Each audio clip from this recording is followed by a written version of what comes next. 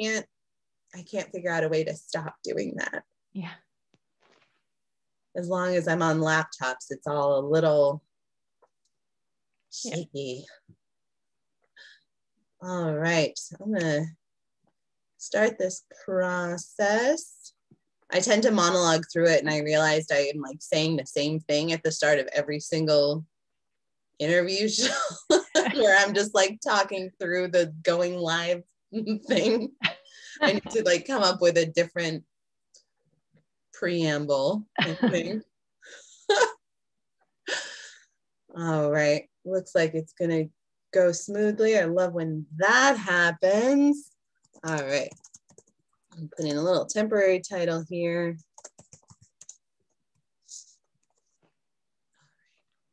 And I'm gonna hit the go live button. Okay. And I'm gonna see us easy peasy pop up over here. Ooh, I think that was the fastest that ever happened. That's how I like to move, fast. Right? Easy peasy pop up over here. Ooh, I think that was the fastest that ever happened. See, we were talking positively about technology, and the technology's like, okay. I can be easy, I can be fun. I can be as cool as in live stuff. All right, this is very, very cool. So I'm back over here. I can see your beautiful face. Welcome everyone this week to So Ask Us. I'm super pumped. We are talking to Britt Ruhe, who is the founder and head of Common Wealth Murals. And I'm really excited to talk with you, Britt. Thank you so much for coming on. I love talking about murals. It's my favorite thing to talk about, and talking with you. Oh, thank you. So I just like want to dive right in, because I think that the first time you and I got to talk about what you do, that I was so struck by, you know, how murals and mural art really just seemed to like grab you, and you were like, this is my thing. So for everyone tuning in, can you share, like, how did you come to found this awesome organization, and what is it about mural art that just like got a hold of you? Great question. So I grew up in Amherst, and in Western Mass, we really don't have a tradition or a history of murals or, you know, visual public art, 2D public art. So I didn't grow up with any exposure to it, but it took maybe, I don't know, 6 or 7 years ago, I went on a solo trip to Barcelona, and I took a tour of the street art in Barcelona on my first day there, and I fell absolutely in love with it. I was obsessed. So I spent 5 days wandering around Barcelona looking at street art and just kind of immersing myself in this amazing kind of spontaneous outdoor uncurated art museum. And then I came back, and I mean, Barcelona is one of these cities, or cities around the world that are really hubs for street artists. Street artists come from all over the world because like they want to paint in Melbourne because that's where people paint, and Barcelona and Rome. And, you know, there's lots of cities like that around the world. And Barcelona is one of those. So I lucked out there. And then when I came back, I started going to, I saw one Sunday morning an ad for a mural festival in Worcester called POW WOW Worcester. It's like, I don't have anything to do today. So I rolled out of bed, I drove to Worcester, and I was there like 9 in the morning. I was like obsessed. And so I was there 9 in the morning and nobody's painting yet. So I'm kind of wandering around. And then I finally find these 2 guys from Spain that had gotten there early, and they were like cranking because they only had a few days to do their piece. They go by the name POW, and they were painting on the side of an apartment building. And I watched them paint that first day for maybe 4 hours. And they were like two creative minds, or no, one creative mind and 2 bodies. They were painting, they would like paint on top of each other, and then one over here, one over there, and then they kind of stand back and look at it for a little bit and talk, and then they go do more. So I just watched the wall evolve, and the people from the apartment complex coming by and looking and talking to them.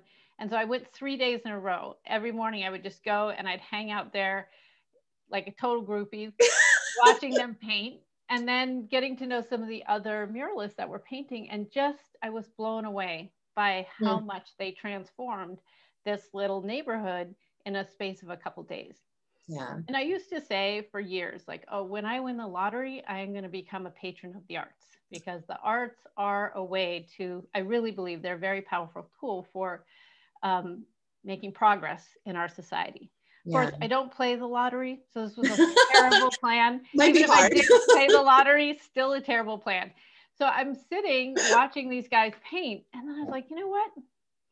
I could do this. I could organize something like this, because I have my MBA. I've spent my entire professional career managing nonprofits and doing fundraising and finance and operations and PR and all those things. Yeah. So I started meeting other mural festival organizers, talking, learning, meeting other street artists, muralists, and put together a pitch, started shopping it around to some different towns in Western Mass, because there's nothing like this out there. Yeah. And the minute I got to Springfield, they're like, yes, we want this. The time is right. Let's do this. So that was the first thing I did, was Fresh Paint Springfield in 2019. We put up 10 large murals and 10 small ones. We had a whole bunch of events. And then it's just kind of gone on from there. That is incredible. What a wonderful origin story for your organization. And I don't think I even grasped that it was as recent as 2019. Yeah, it's very new. Oh. But it's really, I mean, there's just so much interest in it. Yeah. And one of the things that we did in that first festival was, so we put up 10 large murals, but one of them was done using this really unique process that involves the community in designing the mural and then also in painting the mural. It's an indirect process called PolyTab murals that was created by the Philadelphia Mural Arts program. And so this one mural was 4,000 square feet. But we held paint parties every day during the festival and had over 600 people come and help paint the murals. And it was such a transformative experience for everyone. Since then, people are always like, if another mural is going up in Springfield, they want to, is like, when can we come help paint? Yeah. We're ready to help paint. And so I kept having to say, like, well, actually most murals aren't done that way. Yeah. That was unusual. But for Fresh Paint 2021, I think there's like a delay. So if you're trying to say something and I'm talking over you, that's my bad. And No, you're good. You're totally good. So for Fresh Paint 2021, all 10 of the murals will be done using PolyTab. That is so awesome. Yeah, I'm going to stop my video and see. Good. All right. Well, I'm actually kind of stuck in a delay. So I'm going to stop talking so I can feel like we can catch up. Okay. All right. See, we got on so fast and everything was so smooth. And now we're having little delays. That is all right. In your picture, by the way. Oh, thanks. I'm going to see if I can fiddle with this for a second, but then I'm just going to keep going. So, all right. I'm going to take one quick second to pause and I'm wait. I'm going to try to turn off some things on my... It's probably me. My mother is telling me I'm frozen. She said that. Thanks, Mom. All right. So it seems like it's just going to be frozen. So, Britt, I hope it's okay with you. I'm going to stop my video and people are going to see your face and I'm just going to be a disembodied voice. I hope that's all right. All right, I'll try to carry the show. I'm turning things off on my computer too in case that helps. So all right, we got this. We can roll with this. It is totally cool. This is great. So oh man, my brain is going in so many directions and this is awesome. And the first thing that you touched on that I think is so wonderful is that kind of in that shopping around process, Springfield really took you up on what you were building and saw that this was a great moment. And I think both Springfield, Worcester, even Philadelphia, even though Philadelphia is a little bit further along in this process, and we can talk more about the Mural Arts program, which you and I have had an opportunity to talk about. But I think it's so wonderful when cities really recognize the value of mural art, public art, and kind of jump at the opportunity. And that's so wonderful to hear about Springfield, that you had that experience with them, and also got to kind of see what sounds like it was sort of the beginning of a real getting behind the arts in Worcester, which was a great surprise to me when I moved back to the area. So I'm curious, when you are working with cities, what do you find are some of the hesitations and major acceptance points around a city recognizing the value of mural art, and how do you help them see that value if maybe there's more hesitation than acceptance? That's a great question. I think Springfield, it was, right place, right time moment. They had gone through a big process when the city voted to add the casino, allow the casino to come in downtown. Yeah. And so there was a lot of economic development dollars invested in kind of renovating the downtown. So MGM was a big piece of that. They got a big grant to renovate Union Station. I think it was 2011. There was that random tornado that went through downtown Springfield. So they had money for that. So they were doing a lot of, they had this opportunity to kind of re-envision what downtown Springfield could do. And that made them more open, I think, than they might have been, 5 years before. Interesting. They really, the casino was there. It was bringing people to the city, but it wasn't getting people, out of the casino and into other neighborhoods as they would like. Yeah. And Springfield has, but among people who don't live in Springfield, they can have a kind of a perception of Springfield as not being an attractive place to visit, to dine, to work, or to live. So, Springfield really wanted to shift that, and they saw public art and murals and a mural festival as an opportunity to do that. And we did an economic and community impact study and independent evaluation of the festival, because I'm like a data geek. So I just feel like we need to start building up this, body, or contributing to the body of knowledge that's building justifications for why public art is a valuable tool for economic development and community development. So we did an economic impact study. We found that the boost to the Springfield economy was 4 times what was donated from Springfield. It improved perceptions of Springfield. There was, earned media coverage seen by over 1.5 million people. That all was picturing Springfield in a positive way. It improved people's sense of feeling of safety when they walked around downtown. So, it kind of hit all these things that the city was looking for. Yeah. Oh, that's so incredible. And it's what an interesting sort of series of events that might have opened them up to be more receptive than they would have been otherwise. Yeah. It is a big, murals are, they're big, they're bold, they're permanent, they go on buildings. And, so it is a big lift for the building owners, especially those building owners the first time around, because there were very few, murals in Western Mass. So the other thing that kind of really helped shift Springfield's thinking is that there was one mural that was done by Kim Carlino, a really talented artist out of Northampton. So she does these beautiful abstract murals, and she did one kind of inspired by Milton Bradley, who founded the game company and who is from Springfield.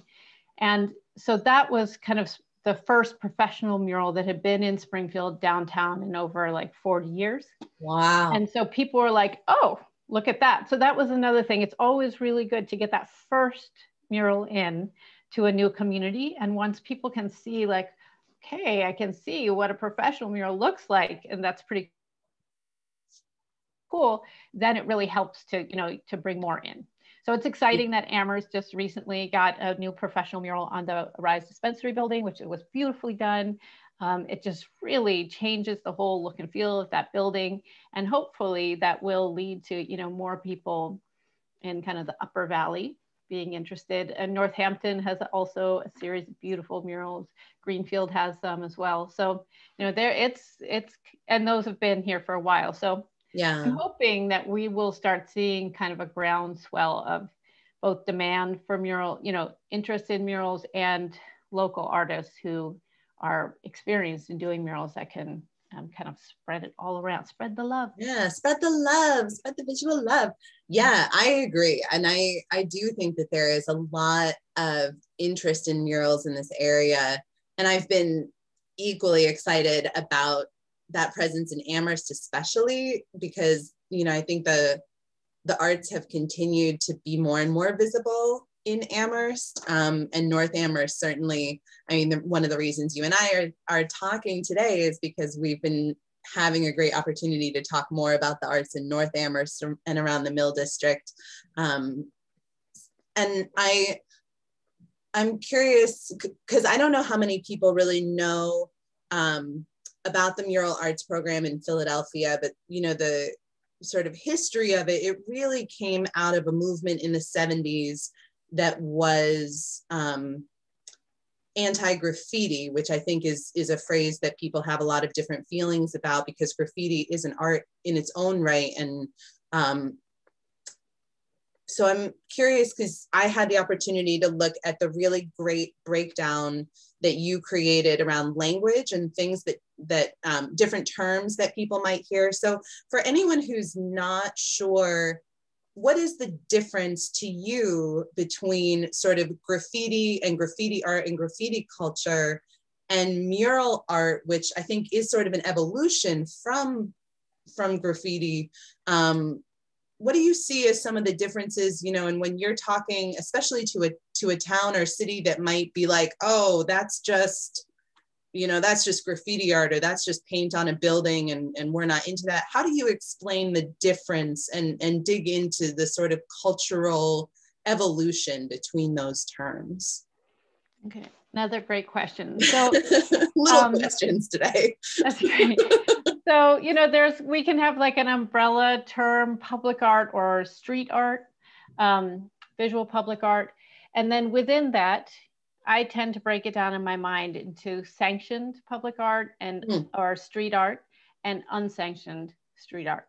So not typically murals are in the sanctioned street art criteria or category, and usually graffiti pieces are in the unsanctioned category. So graffiti is an amazing art form. It has a really powerful and important history. Graffiti is one of the very few truly American-born art forms. It was created by urban kids in the 70s and 80s that were living, you know, came out of the Bronx and New York at a time when there was, you know, huge economic devastation, transformation of the neighborhoods, getting into the crack epidemic. And then the 80s were just this like amazingly fertile, rich time for artistic expression in New York. And so graffiti itself was created there and is now practiced all over the world. You see it, if you start looking, you see it in commercials, in TV shows, in movies, in print ads. When people are looking for a backdrop for a scene or an ad that's in a city and they want to pick a space that has character, so often they will find spaces that have graffiti pieces up on them.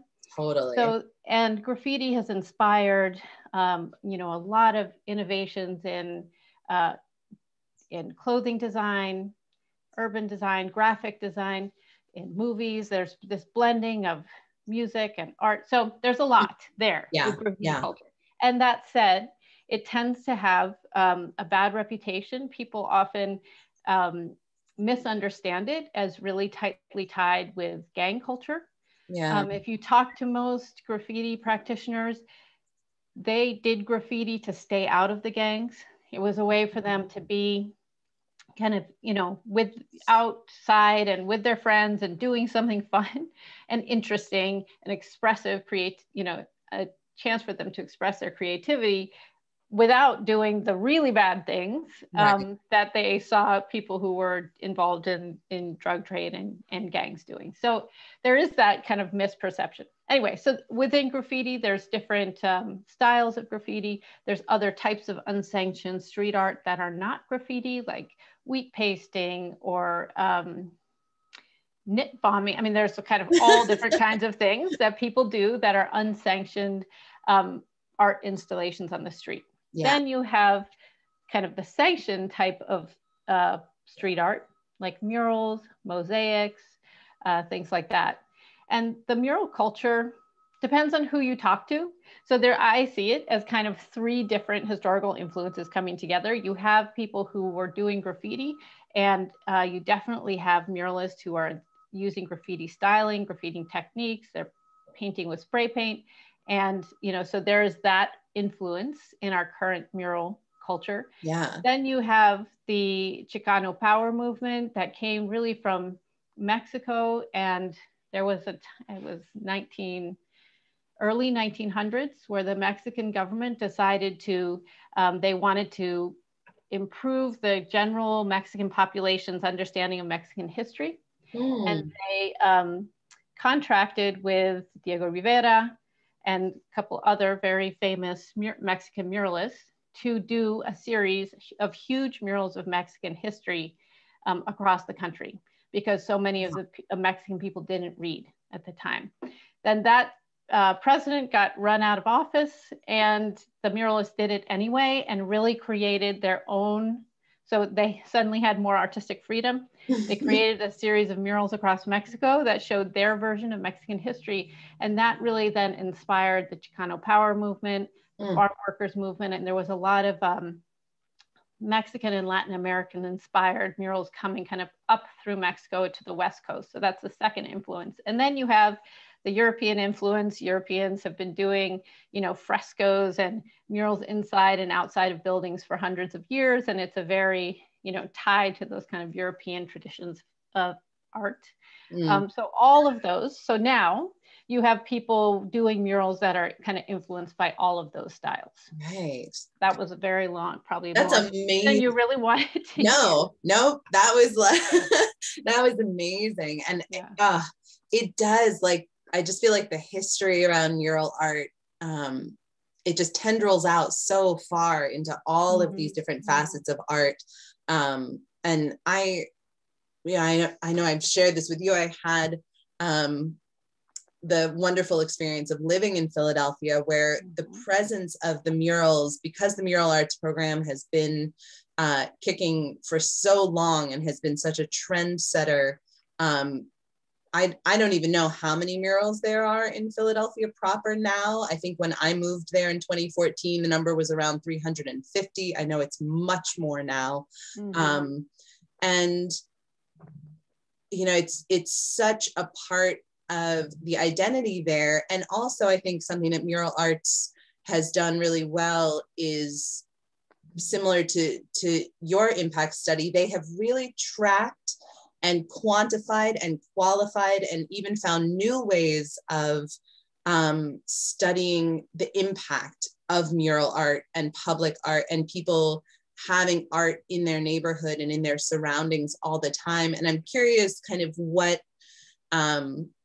you have seen the impact be or heard the impact to be as people share with you feedback about, what Fresh Paint has done in Springfield and for Springfield. And what do you think are some of the sort of quantifiable or at least qualitative impacts of mural art that you see and hear about? Yeah, Philadelphia Mural Arts, like the queen. They're just doing an amazing job. And they were the ones, I think I mentioned earlier, that pioneered this technique of doing community murals that we are now using for all of the murals. And if we want to try to get fancy in a minute, I might be in, you could like share screens. I could show you a 2-minute video. We didn't talk about this ahead of time. So we didn't, but we could try it. Okay, I love being fancy. Okay, me too when it works out. Yeah, right. It's kind of awkward when you try and it doesn't work out. Yeah.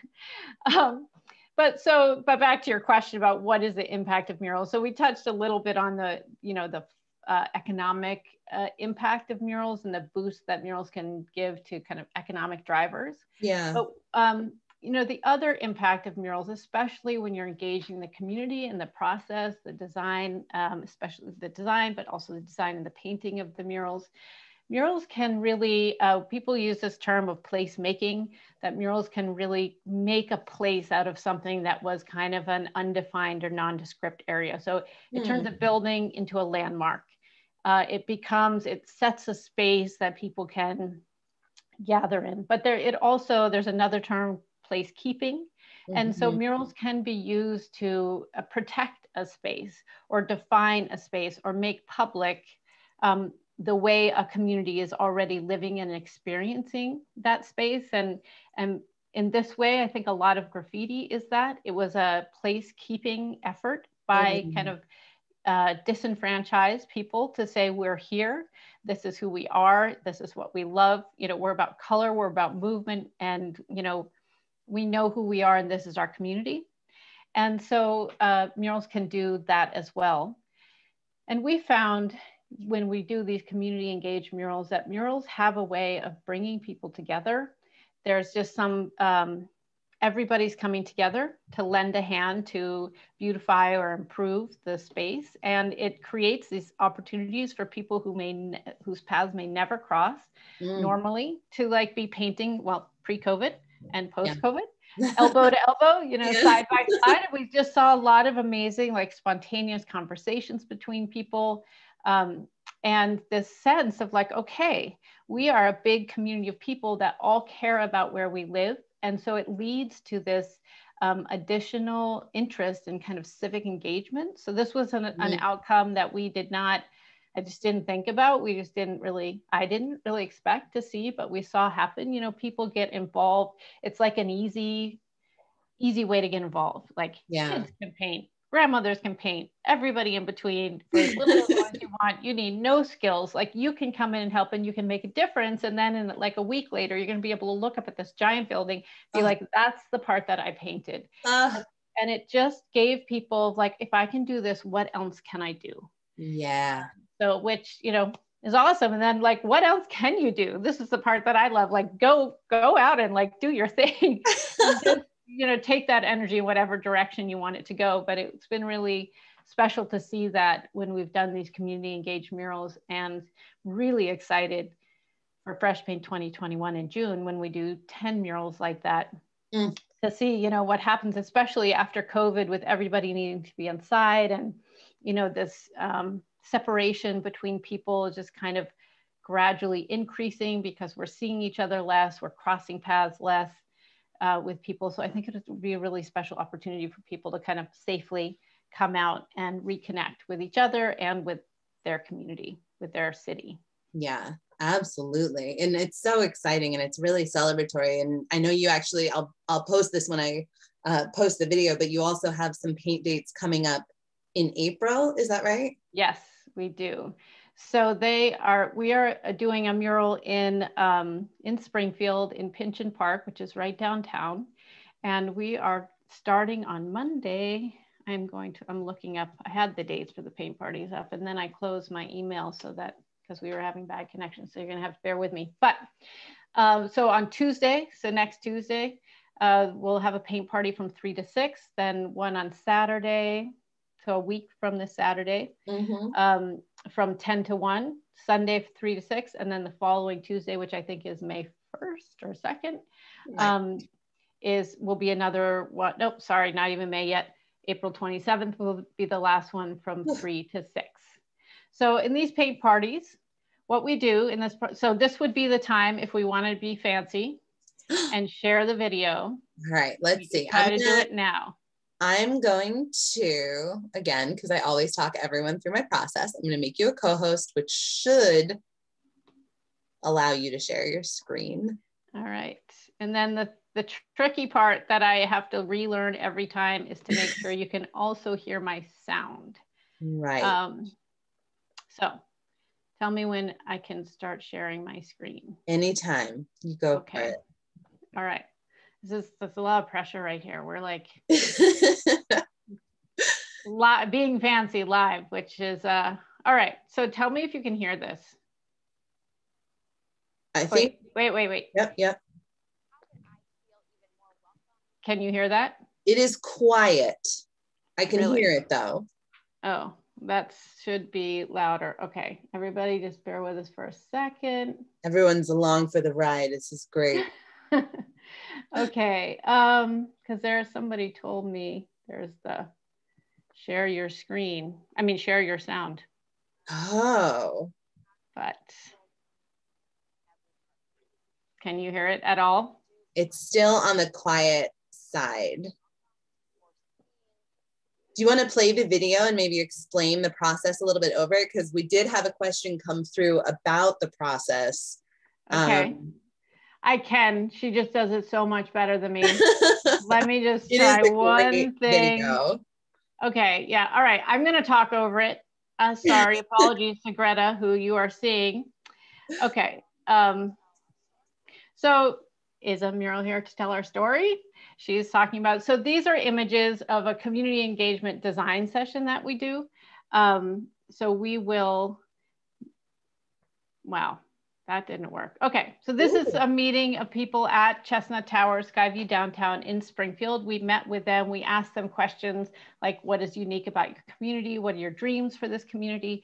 We run them through activities. This is called a story spiral, where people are telling their stories about their own personal life.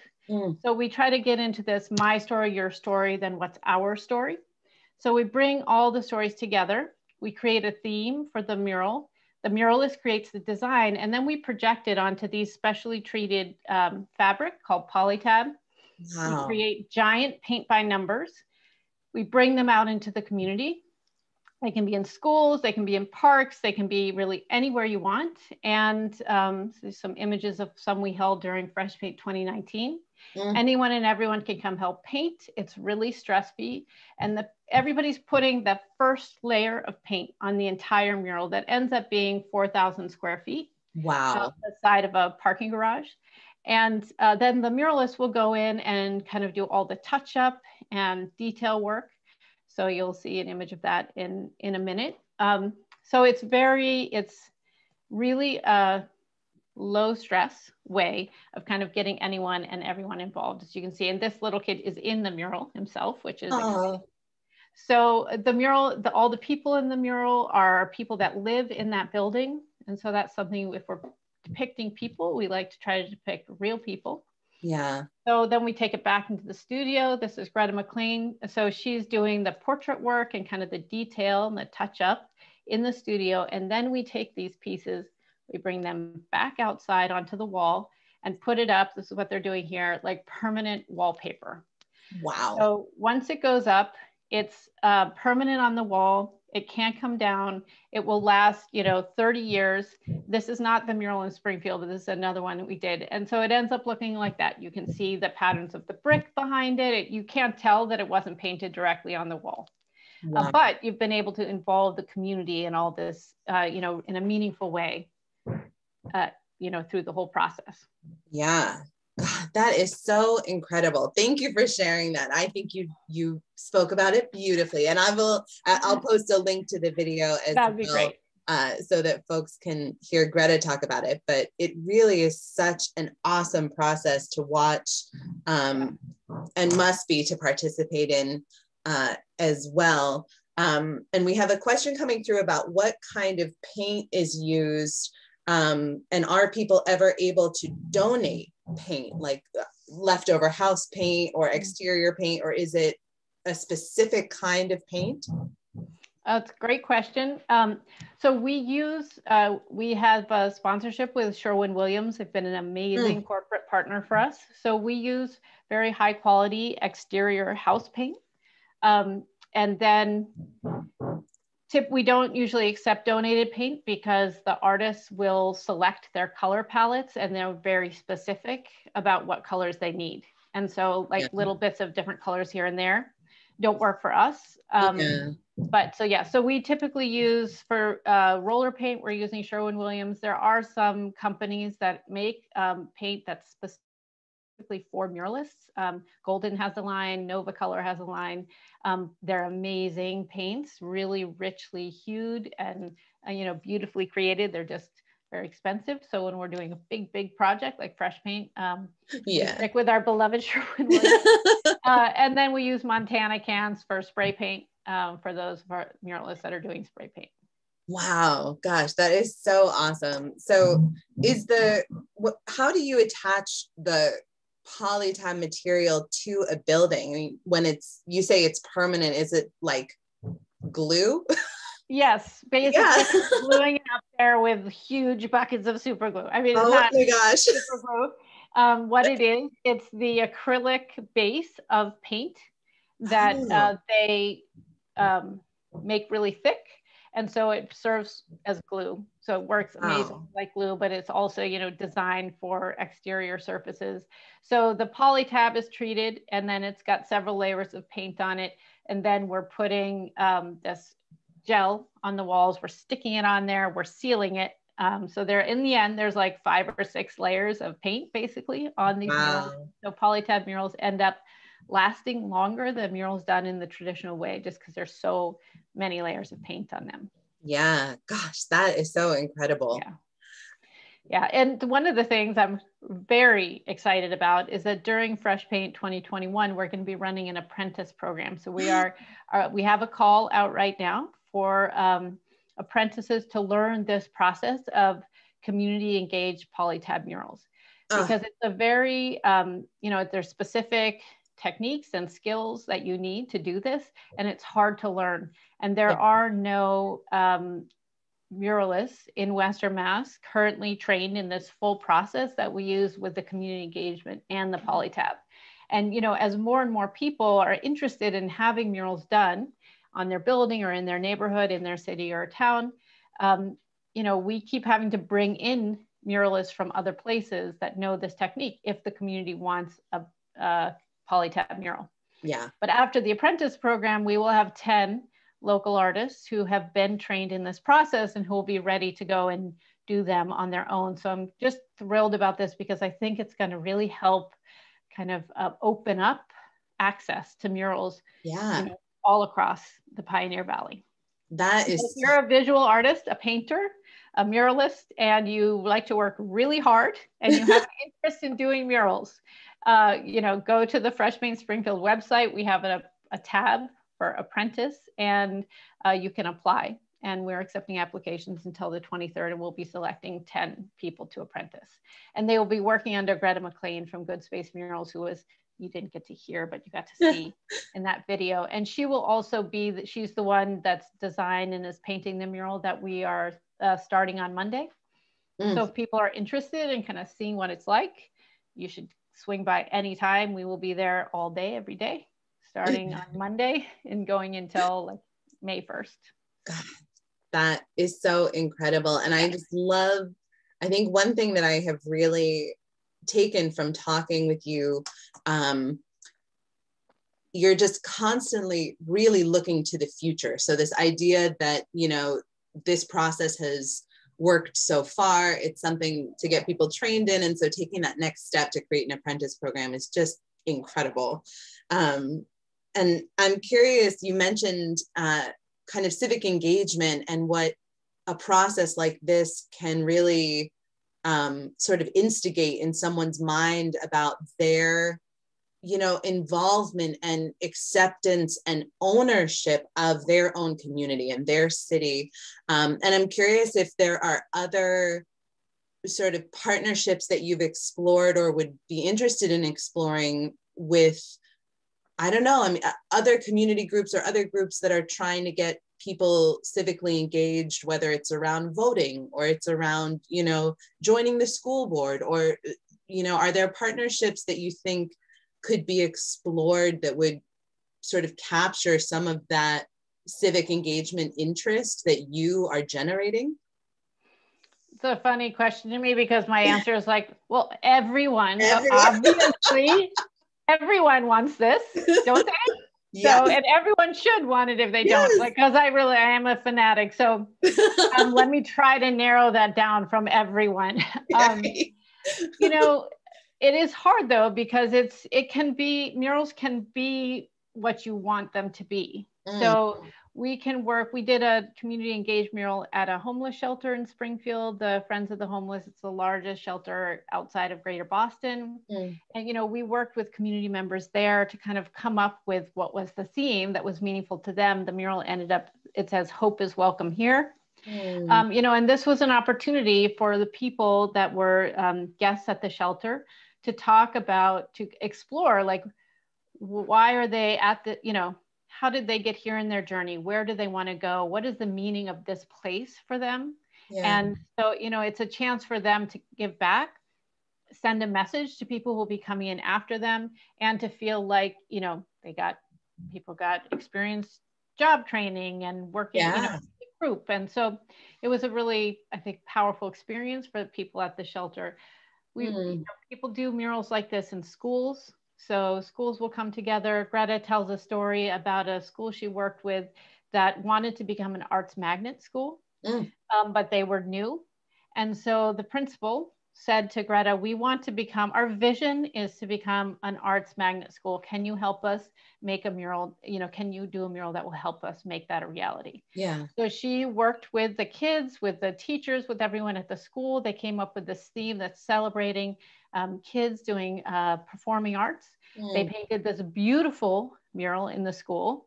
And then, you know, people, families and kids who came to visit the school, because it was a charter school, so they had to choose in. Right. They could walk down the hall and be like, oh, this is an arts magnet school. It's obviously an arts magnet school. Look at this amazing, Right. you know, art. It's huge art. They have all over the walls celebrating kids doing the arts. Ugh. And so that mural really helped the school attract, you know, growing numbers of art students, which once they had, they were able to then apply for the money they needed to become an official arts magnet school. Wow.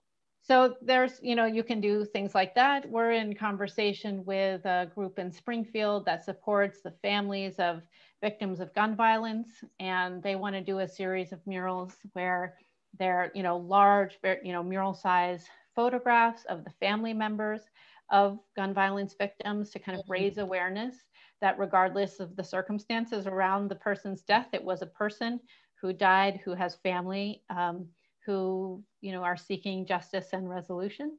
Yeah. So, you know, there, it can be done for advocacy. The mural that we did in Springfield that we're extending, you know, in the next 2 weeks was on a very large apartment complex. There's about 1,000 people that live there. It's right in downtown Springfield. And, you know, I think people who are not part of the community tended to think of this as kind of, like the last stop kind of place you want to live, and, you know, lots of bad things go on there and there's always trouble there, like just a really negative opinion of this community. And when we worked with the community in these design engagement workshops, the themes that came out were that people, you know, 90% of the people that live there didn't grow up in Springfield. They came to Springfield, they came to these buildings, and they made a home for themselves and a community for themselves. And what really came out in these workshops is that we're a community here. We watch out for each other, we support each other, we socialize, we've become family to each other because we're from all over and we're away from our families. So the mural is called Home Here, or Aquí en Casa.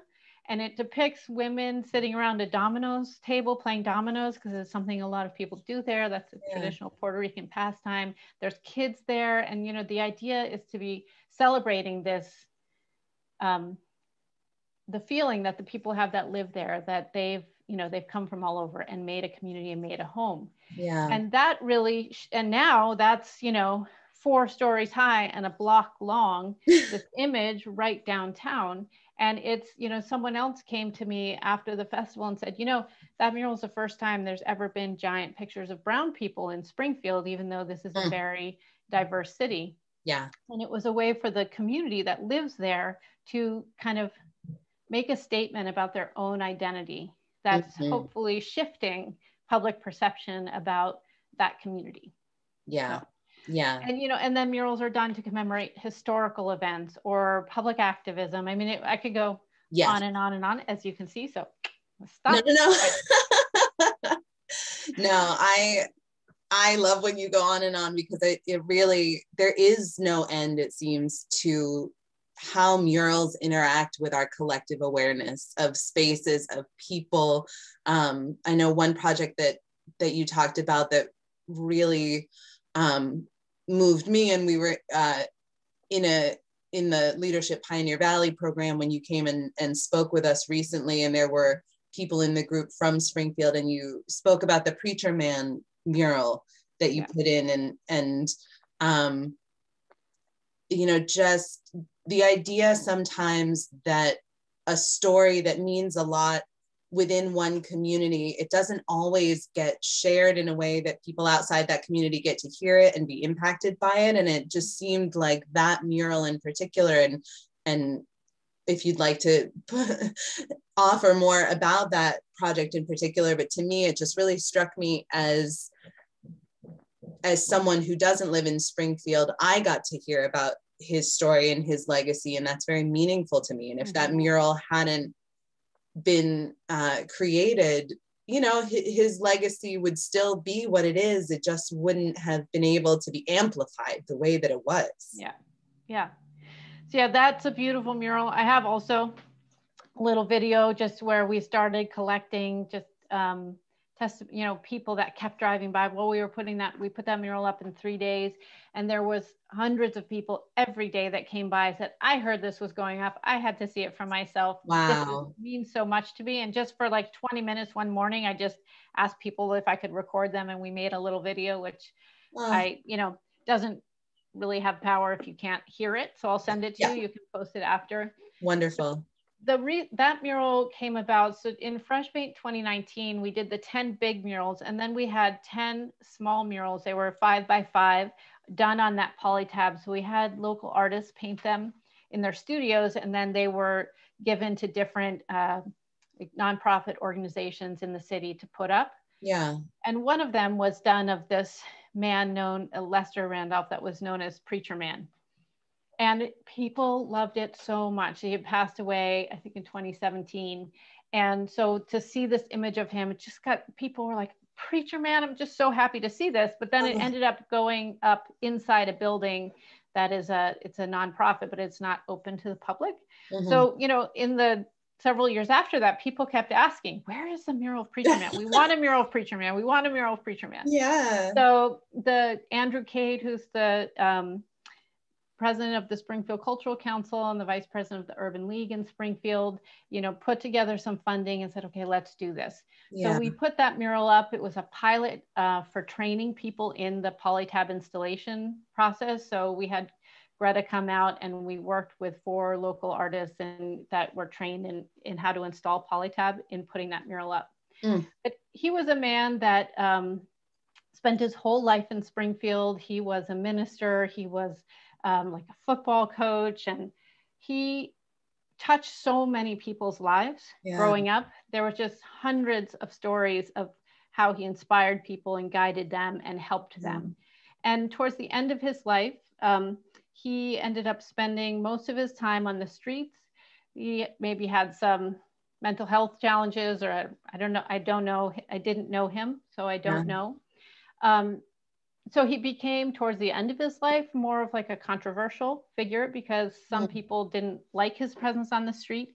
Many people did. He was known for tapping on people's windows at stoplights and giving them little tracts from the Bible, or he would give them lottery numbers to play. And he just had this, people would be like, he gave me the numbers, I went and played and I won. Like, there were just stories of that. Wow.